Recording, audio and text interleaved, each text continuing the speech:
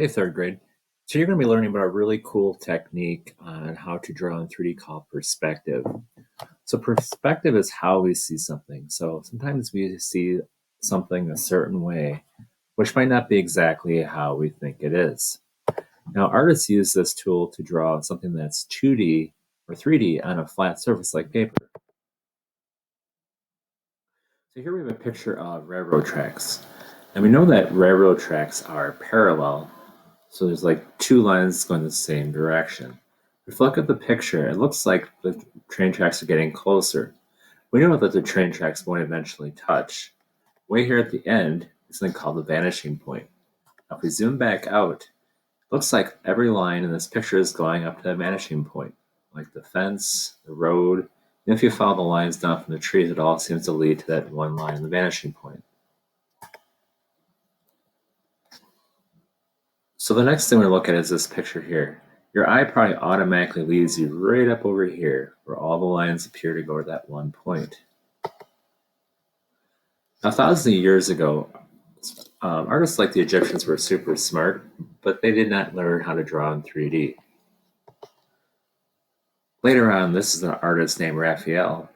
He learned how to draw in 3D, so you can see this looks like a space you could actually climb up and walk into. Now we'll be learning today how to draw blocks in one-point perspective. So when you look at this picture here, it looks like the blocks are flying at us from the central vanishing point. This line going across is called the horizon line. Now this is your eye level. So if you were to see a block above your eye level, you would see the bottom of the block like you see here. Or if you look to your left, you'd see this side. Or if it's below your horizon line, your eye level, you would see the blocks looking more like this, where you see the tops. So a couple things we have to make sure we learn to do is how to have parallel lines. Remember, parallel lines are two lines that go the same direction. We're going to have lines of perspective that go towards the vanishing point. Sometimes they're called orthogonal lines. Then we have to have another parallel line for each side. Here's a building drawn in 3D. Now in this picture, this is a similar example to what you're going to be doing for your project. You're making about 4 to 5 blocks with an object weaving from one block to another, entering the block and exiting the block. I'll be showing you in the next video on how to draw plain flat shapes, then how to make them 3D using one-point perspective. Later on, I'll show you how to make holes in your block. So in the front of the hole, the block would be a circle. So on the side, it becomes an oval. Now here's a few more examples of our actual final project. So here we have Lady and the Tramp. You can see the spaghetti is going through the blocks.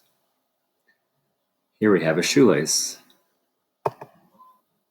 This person has a circular design, like a loop, where it's seaweed, with little fish in the middle for clues and bubbles. In this example, there is a hose that's going through the blocks. You can see it's even leaking water. Here are a few more third grade examples. Here's a tractor with smoke going through the blocks. This one we have a flower growing through. And we got a really long dragon's tail. And here we have a watering can going through. I like how she had little drips here and there. And here we have a tiger's tail. I like how it's overlapping and looping. It almost looks like it's ready to go into a knot. A piranha plant. And maybe some pasta. An elephant. And a dog chasing his bone. I like all the extra toys that the dog has in his backyard. Here we have another dog, but the fluffy dog tail. Here we have ketchup squirting through the blocks. And we have a bendy pencil. And here we have Rapunzel's hair going through the blocks. Looks like an angry snake. A watering can. So you kind of get the idea. So first start by practicing making about 5 blocks using 1-point perspective. After you complete this step, go ahead and photograph it to Artsonia. Then I'd like you to practice on the same paper, making a hole, and a creative long object going from one end to another. This you do not have to Sharpie. After you complete your practice and you're ready to move on, go ahead using your large paper and begin to work on your final. Remember on your final to draw very lightly so it's easy for you to erase. Make sure that your lines of your object are going all the way into your hole and no one will see them until they pop out the other side. Be careful not to cut off your design or your object going through by not bringing it all the way in. I hope you have fun with this project. It is challenging, but it's really cool once you get the hang of it. I hope you have lots of fun working on this project. I'm really looking forward to seeing your creative ideas.